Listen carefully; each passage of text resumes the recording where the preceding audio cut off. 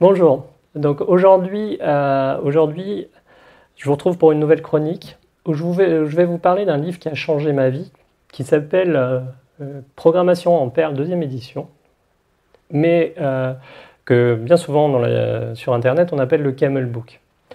Alors, l'histoire de ce bouquin, c'est particulier. Pour moi, c'est une histoire personnelle avant tout, parce que c'est l'un des premiers bouquins que j'ai acheté, premier livre que j'ai acheté d'informatique, avec mon argent, mon propre argent.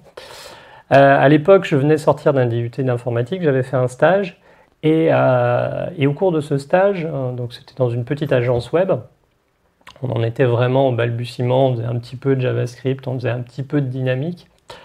On essayait d'arriver dans les premières pages sur AltaVista, donc c'était vraiment une autre époque. J'avais fait du Perl avec un mentor, avec un mentor qui était fan de ce langage, et il m'avait conseillé la lecture de ce bouquin. Donc plus que la lecture, je l'ai carrément emprunté, je l'ai carrément acheté. Non, je ne l'ai pas volé, je l'ai acheté.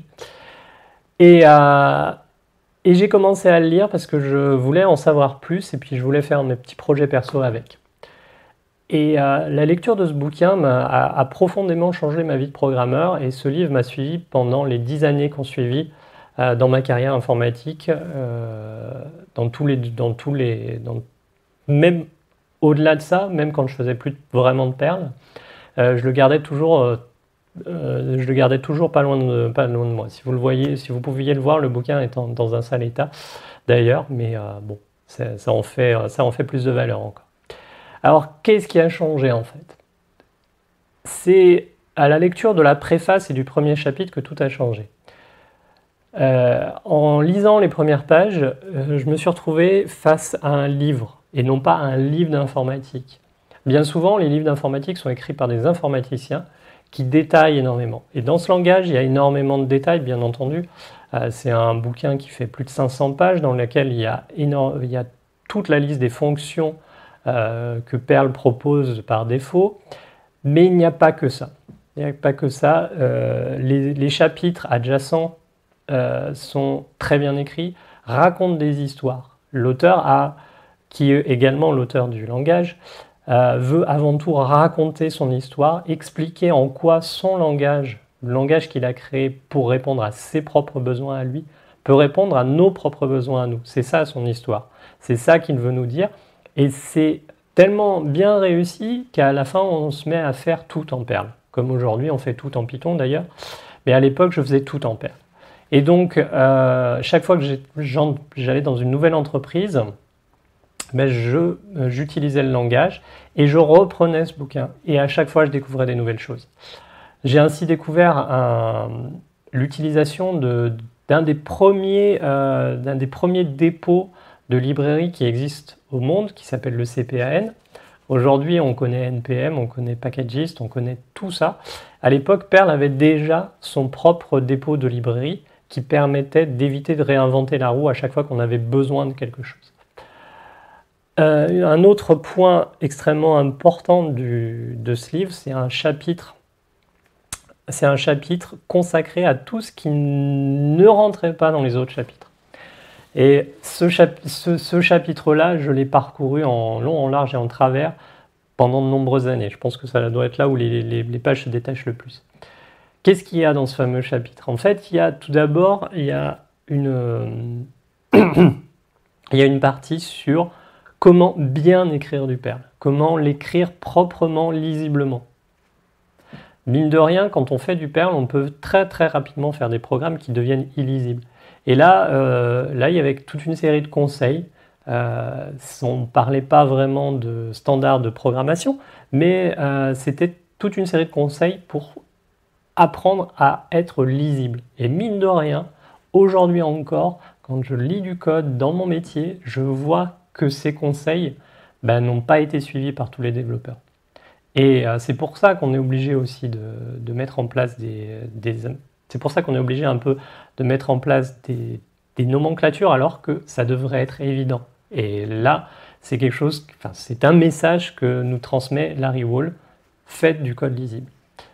L'autre point aussi, c'est, pour aller dans le même sens, il y a tout un chapitre consacré à la poésie en perles. Je mettrai des exemples dans la description ou dans un billet plus tard, mais vous avez toute une série de gens qui ont écrit de la poésie en perles, des programmes qui fonctionnent, qui font des choses et qui en même temps sont poétiques et sont extrêmement lisibles. Et l'un des derniers points de ce chapitre, c'est un chapitre que j'ai appliqué vraiment, c'est sur l'optimisation. Je regrette aujourd'hui de ne pas avoir davantage de conseils d'optimisation, plus de conseils d'optimisation dans le web. Peut-être parce qu'on est à une autre époque, peut-être aussi parce que ces conseils ne sont plus forcément nécessaires ou plus complexes à mettre en œuvre. Mais dans le Camel Book, on a un chapitre complet sur l'optimisation simplement une liste de bonnes pratiques à appliquer. Et petite anecdote personnelle, justement, j'avais développé un script qui récupérait toute une série de logs, donc des logs de plusieurs millions de lignes par jour, et qui analysait, qui extrayait les informations pertinentes de ces éléments. En gros, sur à peu près 1000 lignes de log, on devait avoir 3 ou 4 infos pertinentes qui nous permettaient après de générer des statistiques. Chez un opérateur téléphonique, donc on avait énormément d'informations qui arrivaient et il fallait en extraire des informations, déclencher des informations pertinentes, générer des graphiques. Tout ça, je le faisais en perles. Il fallait le faire tous les jours et à un moment, mon script mettait à peu près 23 heures à tout faire. Bon, il était mal programmé parce que le programmeur n'était pas bon, mais bref. J'ai repris ce bouquin, je me suis dit tiens, il y a une rubrique optimisation, je ne l'ai jamais utilisée, je vais voir ce que ça donne. Et en appliquant une dizaine de recettes, qui sont des simples lignes dans le livre en disant vous faites ci plutôt que ça, et ben, je suis arrivé de 23 heures de temps de génération, de 23 heures d'exécution, à une exécution de 15 minutes, tout simplement. Donc ça veut dire qu'il y avait vraiment, déjà qu'il y avait un gros travail à faire sur mon programme, mais qu'en même temps, j'étais pas seul au monde et ce livre m'a donné toutes les recettes pour m'améliorer. Voilà, donc en résumé, ce que j'attends d'un livre informatique et ce que me donne ce livre, c'est d'être bien écrit, de me raconter une histoire, de me fournir des informations que je peux appliquer,